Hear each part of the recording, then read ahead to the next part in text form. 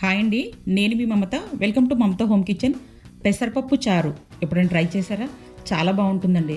మీరు పెసరపప్పు టమాటా చూసుంటారు, కానీ పెసరపప్పు టమాటా చారు కూడా చాలా బాగుంటుందండి.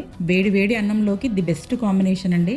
మనం ఎక్కడైనా బయట నుంచి వెళ్ళి వచ్చినప్పుడైనా, ఇంట్లో మనకు వెజిటేబుల్స్ ఏం లేకపోయినప్పుడైనా ఈ పెసరపప్పు చారు ట్రై చేసి చూడండి. ఇంట్లో అందరికీ చాలా బాగా నచ్చుతుందండి. ఈ పెసరపప్పు చారు నేను ఎలా చేస్తానో చూపిస్తాను రండి. స్టవ్ పైన ఒక ప్యాన్ పెట్టుకొని, ఇంట్లో చిన్న టీ గ్లాస్ ఉంటుంది కదండి, ఆ టీ గ్లాస్ నిండా పెసరపప్పుని తీసుకుంటున్నాను. ఒకవేళ మీరు క్వాంటిటీ ఎక్కువ కనుక చేస్తుంటే కొంచెం క్వాంటిటీ ఎక్కువ వేసి చేసుకోండి.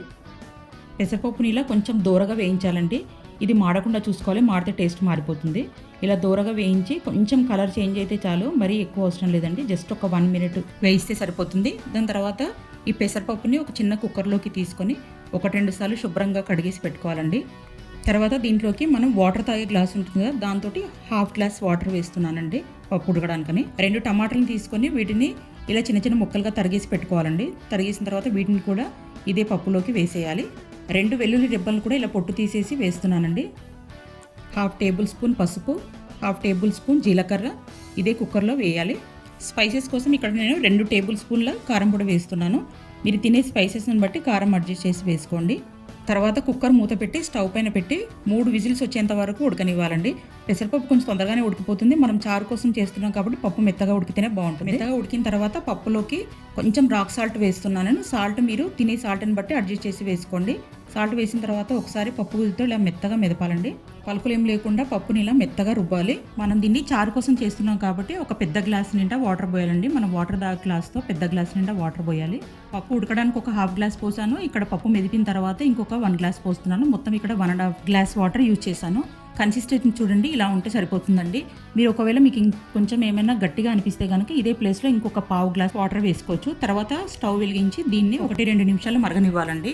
ఇక్కడ ఇదే టైంలో 1-2 రెమ్మల కరివేపాకు, కొంచెం కొత్తిమీర ఇలా సన్నగా తురిమేసి దీంట్లోనే వేసుకుంటున్నానండి. ఇలా కరివేపాకు కొత్తిమీర ఇలా మరుగుతున్నప్పుడే పచ్చిది వేయటం వల్ల చారుకి మంచి ఫ్లేవర్తో పాటు మంచి టేస్ట్ వస్తుందండి. ఇలా 1 నిమిషం మరిగిన తర్వాత ఇక్కడ పోపు కోసం అని నేను 3 వెల్లుల్లి తీసుకొని దానిలోనే 1/2 టేబుల్ స్పూన్ జీలకర్ర వేసి కచ్చాపచ్చాగా దంచి పెట్టుకోవాలి. పోపు కోసం ఒక చిన్న బాండి పెట్టి దానిలోనే 2-3 టేబుల్ స్పూన్ల ఆయిల్ వేసి, ఆయిల్ కొంచెం వేడెక్కిన తర్వాత 1/2 టేబుల్ స్పూన్ ఆవాలు, 1/2 టేబుల్ స్పూన్ జీలకర్ర వేసి, ఆవాలు కొంచెం చిటపటమన్న తర్వాత ఇందాక మనము కోర్సుగా దంచి పెట్టుకున్న వెల్లుల్లి జీలకర్రను కూడా ఇదే టైంలో వేసేయాలండి. వెల్లుల్లి జీలకర్రను ఇలా లైట్గా దంచి వేయడం వల్ల చారుకి మంచి ఫ్లేవర్తో పాటు మంచి టేస్ట్ వస్తుందండి. తర్వాత ఈ పోపునంతా తీసుకెళ్ళి ఆ కుక్కర్లో వేసేయాలండి. తర్వాత మరొక నిమిషం పాటు మరగనివ్వాలండి. ఇందాక మనం వేసిన వెల్లుల్లి జీలకర్ర ఇవంతా పప్పుకి పట్టేలాగా ఒకసారి 1-2 నిమిషాలు బాగా కలిపిన తర్వాత ఒక గిన్నెలోకి తీసుకొని సర్వ్ అవుట్ చేసుకోవడమే.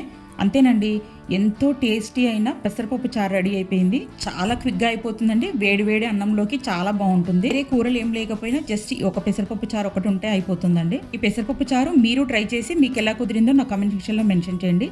మరిన్ని టేస్టీ అండ్ హెల్దీ రెసిపీస్ కోసం మమతా హోమ్ కిచెన్ని సబ్స్క్రైబ్ చేసుకోండి. ఆల్ అనే బటన్ని యాక్టివేట్ చేసుకోవడం వల్ల నేను పెట్టిన వీడియోస్ మీకు నోటిఫికేషన్ ద్వారా వస్తాయండి. Thank you for watching.